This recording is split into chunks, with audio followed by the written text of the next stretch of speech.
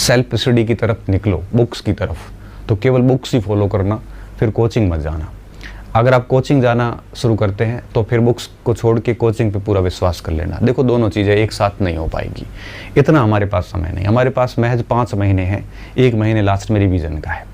ऐसी स्थिति में अगर आप कोचिंग भी जा रहे हो और बुक्स भी पढ़ रहे हो, फिर कोचिंग जाने का सेंस नहीं है, ठीक है। तो दोनों में से कोई एक तय करना, ये बात मैं स्पष्ट तौर पर पहले ही बोल देता हूँ, क्योंकि 6-7 घंटे कोचिंग जाओगे, फिर उसी कंटेंट को बार बार पढ़ोगे तो फ़ायदा है। 6-7 घंटे कोचिंग जाके फिर उसके बावजूद भी आप किताबें पढ़ रहे हैं तो फिर कोई मतलब नहीं है। तो दोनों में से कोई एक अभी तय कर लेना, ठीक है। अब आते हैं कॉमन सब्जेक्ट पे, जो L1 का भी है, L2 का भी है, ठीक है। साइंस वालों को भी देना है, आर्ट्स वालों को भी देना है, कॉमर्स। अब सबसे पहला पॉइंट आएगा जियोग्राफी का। राजस्थान का भूगोल अच्छा खासा भूगोल है उसमें। तो ऐसी स्थिति में आपके समक्ष ये रहता है कि भूगोल के लिए कौन सी पुस्तक को फॉलो किया जाए। तो मैं यहाँ पे एक और बिंदु बताना चाहूँगा, हर पार्ट की एक ही पुस्तक लेना, हर पार्ट की एक ही किताब, ठीक है।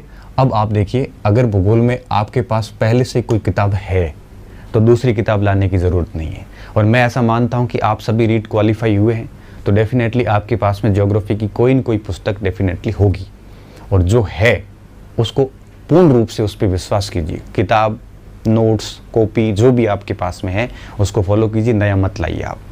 अगर आपके पास एक भी नहीं है तो एक ही किताब लाइए, कोई सी भी एक किताब, आप कोई सी भी ला सकते हो। आप पैनोरमा ला सकते हो, आप सिखवाल को ला सकते हो, आप अगर चाहें तो लक्ष्य को भी पढ़ सकते हो, तो आप हरिमोहन सक्सेना को भी पढ़ सकते हो। लेकिन हरिमोहन में एक दिक्कत है, दिक्कत यह है कि इसमें फैक्चुअली काफ़ी सारी मिस्टेक्स है, इसको अपडेट नहीं किया गया है। तो इन दोनों में से कोई भी लेटेस्ट अंक या पुराना अंक जो भी आपके पास में है, जो अभी तक पढ़ा है आपने, वही पढ़िए। आप अगर ये कह रहे हो इसके अलावा आपके पास कोई और भी किताब है तो उसको ही फॉलो कीजिए। जो है तो नई लाना मत, अगर नहीं है तो इनमें से कोई एक ले आना। और फिर ये सारा भौगोलिक स्वरूप वगैरह वगैरह, ये सारे पॉइंट्स बहुत क्लियर पॉइंट पढ़े, आप इसको बढ़िया तरीके से पढ़ लेना। राजस्थान बोर्ड की मैं बात करूं, उसमें आपके पुरानी राजस्थान अध्ययन चलती थी, तो उनमें और इनमें बहुत ज़्यादा फ़र्क नहीं है।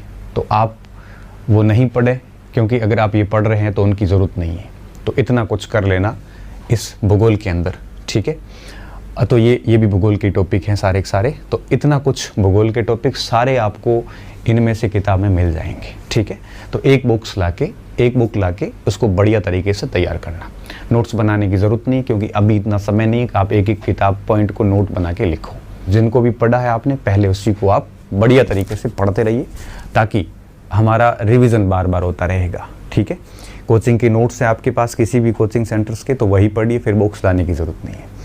तो ये सारी चीज़ें कर लीजिए, कोई एक गाइड से काम चलेगा नहीं। क्यों? क्योंकि इस बार काफ़ी सारे पार्ट जोड़ दिए गए हैं। तो ये तो बात होगी इसकी भूगोल की।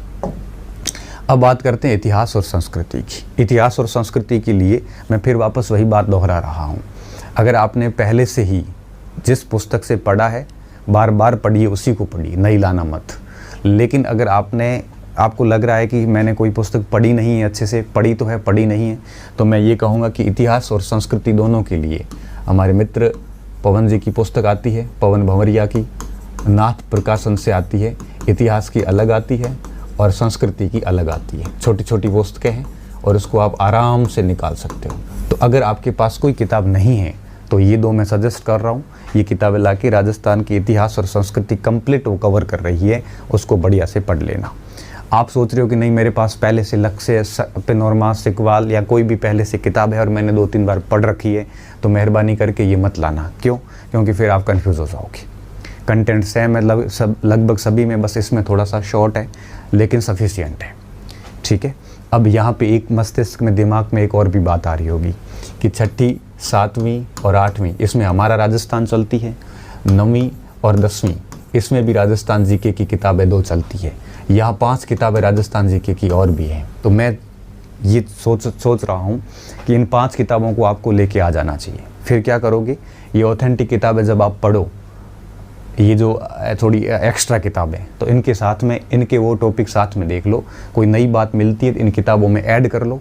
और एक बार ऐसे कर लोगे उसके बाद ये किताबें वापस आपको देखनी नहीं पड़ेगी, क्योंकि इसमें कंटेंट जो बहुत शॉर्ट में है। और जो शॉर्ट में कंटेंट है, और आपको पता है कि बोर्ड पेपर बनाता है तो थोड़ा सा लेवल उसका बड़ा हाई होता है, तो हम इन 5 किताबों के ऊपर भरोसे नहीं रह सकते कि इतना पढ़ के काम हो जाएगा, भरोसे नहीं रह सकते, इसलिए मैं इन किताबों की बात कर रहा हूँ। लेकिन साथ साथ में कुछ फैक्ट इनमें ऐसे पड़े हैं जो इन बड़ी किताबों में भी कई बार नहीं मिलते।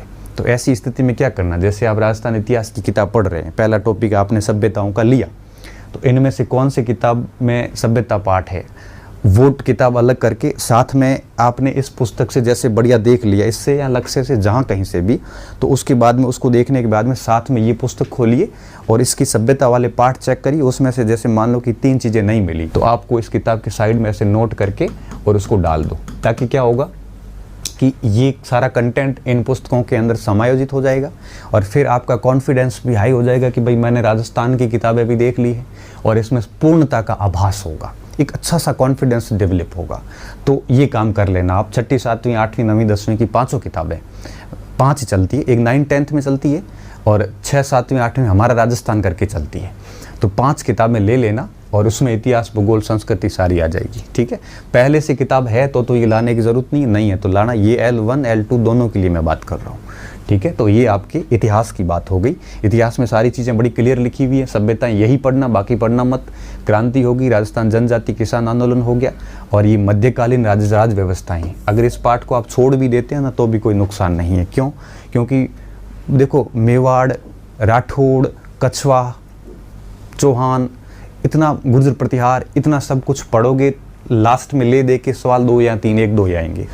फिर भी शॉर्ट में आप देख लेना छोटा छोटा कौन सा राज्य किस राजवंश कहाँ पे था, मुख्य राजाओं के देख लेना, जिन राजाओं के स्पेशली संबंध मुगल काल और सल्तनत काल के शासकों से रहे हैं। जैसे चौहान पढ़ रहे हो तो पृथ्वीराज को देख लो, अर्णोराज को देख लो, कानड़ा देव को देख लो, उधर रणथंभौर से हमीर को देख लो, थोड़ा बहुत आपके उसको विग्रहराज चतुर्थ को देख लो, मेन शासकों का देख सकते हो, सभी देखने की ज़रूरत नहीं पड़ेगी। बाकी तो सारी चीज़ें बड़ी क्लियर तरीके से लिखी गई हैं। संस्कृति में सारे के सारे पॉइंट वापस क्लियर हो जाएंगे। ठीक है, और राजस्थानी भाषा की जहाँ तक बात है तो उसके लिए आप 6ठी 7वीं 8वीं 9वीं 10वीं में जो मिलता वो तो पढ़ना ही है। साथ में जय सिंह नीरज की किताब आती है राजस्थान की संस्कृति, उसमें राजस्थानी भाषा साहित्य एक पाठ भी है बढ़िया तरीके से, हिंदी ग्रंथ अकादमी की पुस्तक है ये, इसमें ये सारा कुछ मिल जाता है। बाकी यहाँ पे बहुत बड़े यूँ कहिए कि गाइड या किताब ला के देखने की ज़रूरत नहीं है।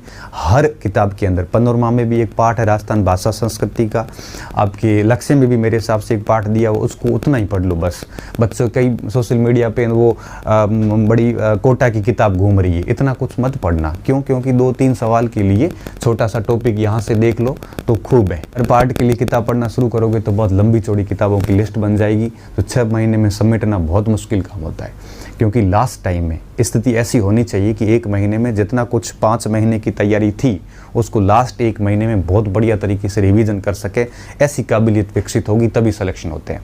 क्योंकि आपने कितनी बढ़िया मेहनत की, लास्ट में 1 महीने अगर ठीक से रिवीजन नहीं किया तो फिर क्या होगा कि आपका न तो कॉन्फिडेंस बनेगा और रिवीजन के अभाव में हम छोटी छोटी मिस्टेक्स करके आएंगे, नेगेटिव मार्किंग भी है, बहुत बड़ी दिक्कत होती है।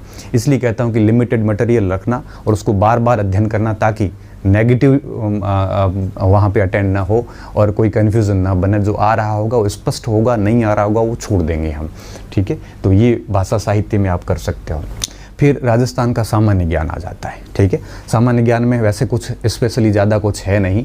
जैसे आप भूगोल पढ़ते हैं तो उसमें देखो अनुसंधान केंद्र सारे उसमें आ जाते हैं, चाहे बकरी अनुसंधान हो, चाहे ऊँट अनुसंधान हो, ये खेती में पशुधन में सारे अनुसंधान केंद्र आ जाते हैं। प्रतीक चिन्ह आपको राजस्थान की सारी 6ठी 7वीं 8वीं 9वीं 10वीं में भी मिलेंगे। लक्ष्य वगैरह जो पढ़ोगे भूगोल के लिए उसमें भी ये सारे टॉपिक मिल जाएंगे। तो ये तो वैसे ही आ गए। करंट अफेयर पढ़ोगे तब खिलाड़ी वैसे ही साथ में हो जाएंगे। ठीक है, इतिहास संस्कृति पढ़ोगे तो मंदिर मस्जिद गिरजा वगैरह ये सारे उसमें वैसे ही आ जाएंगे। नगर और स्थल जब भी आप इतिहास पढ़ोगे तो नागदा भी आएगा, चित्तौड़ भी आएगा, नाथद्वारा भी आएगा। संस्कृति में ये नगर वैसे ही उसमें साथ में आ जाएंगे, तो अलग से देखने की ज़रूरत नहीं है। भूगोल पढ़ोगे तब राजस्थान के उद्योग यूं ही शामिल हो जाएंगे। ठीक है, और अब बचा क्या, ये योजनाएं बची, एक योजना, दूसरी योजना, और इसके अलावा इन योजनाओं के लिए क्या करना है आपको, मैं आपको बता देता हूँ।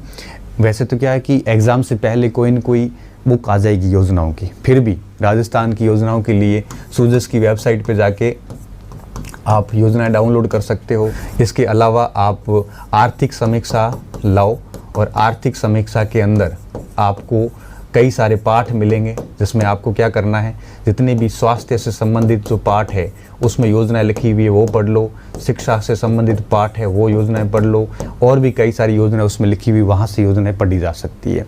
और अगर आप कोई भी, मेरे हिसाब से कोई न कोई कुछ दिनों में कोई न कोई गुटका आ ही जाएगा जिसमें सारी योजनाएं लिखी हुई होगी, तो योजनाएं पढ़ लेना। और ये पॉलिटी का टॉपिक है, तो इस पॉलिटी के टॉपिक को आप है वो राहुल चौधरी की पुस्तक से देख लो। राजस्थान की राहुल चौधरी की पुस्तक आती है, राजस्थान का ये राजनीतिक व्यवस्था।